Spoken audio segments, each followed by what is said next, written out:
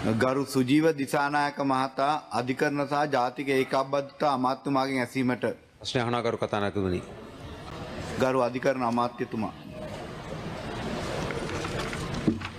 කරු කතානායකතුමනි, අයන්න එක වැලිකඩ බන්ධනාගාරය වර්ෂ 1844 දී පිහිටවල තිබෙනවා. අංක 2 ඒ සඳහා දත්තයක් නැහැ. ලංකාවේ ඇති බන්ධනාගාර සංඛ්‍යාව ඇමුණුම් අංක 1 යටතේ තිබෙනවා. ඒ වගේම එක් එක් බන්ධනාගාරයේ මේ වනට රඳවා ඇති රැඳවීම් සංඛ්‍යාව ස්ත්‍රී පුරුෂ වශයෙන්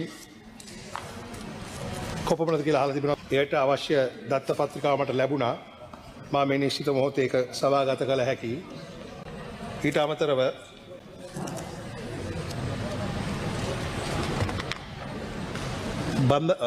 රෝම ඉලක්කම් 6 බන්ධනාගාරයක් තුළ එක් රැඳවිගේ වෙනුවෙන් වෙන් කර ඇති ඉඩ ප්‍රමාණය වර්ග අඩි ප්‍රමාණය සිරකුටියක වර්ග අඩි 54යි.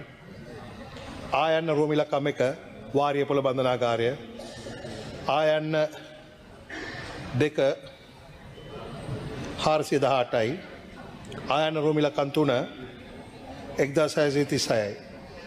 ආයන්න අදාළ නොවේ. ගරු මන්ත්‍රීතුමා. කරු කතානායකතුමනි, මගේ පළමු අතුරු ප්‍රශ්නය විසම වාරියපොළ බන්ධනාගාරය ස්ථානගත කරලා තියෙන්නේ ගම්මානයක් මැද්දේ.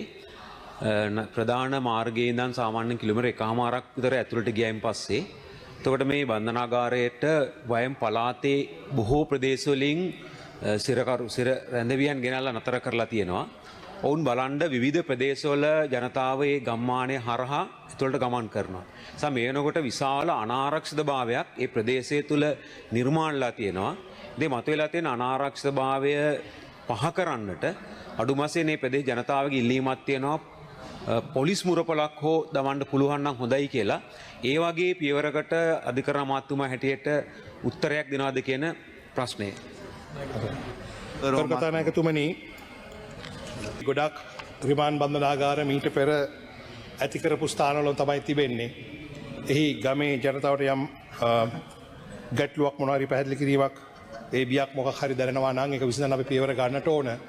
ඒ නිසා ඒ සම්බන්ධයෙන් අපි සාකච්ඡා කළා. අවශ්‍ය නම් ඉල්ලූ පරිදි පොලිස් මුරපොලක් පවත්වන්න කටයුතු කරන්න පුළුවන්. මා ඉල්ලා හිටන ගරු මන්ත්‍රීතුමාගෙන් මගෙත් එක පොඩ්ඩක් සාකච්ඡා කළා ගැටලුව ලිපියක ඉදිරිපත් කරන්න. එතකොට මට ඒකට මැදිහත් වෙන්න පුළුවන්.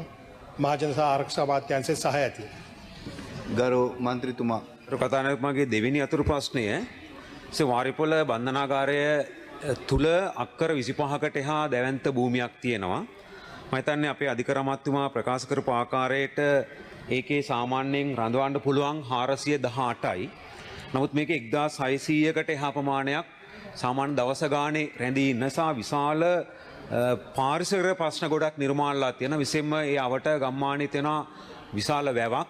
ඒ වැවට මේ බන්ධනාගාරයෙන් නිකුත් කරන බොහෝ අපද්‍රව්‍ය මුසු වෙනවා. ඒ නිසා පාරිසරික ප්‍රශ්නයක් මතුවෙනවා.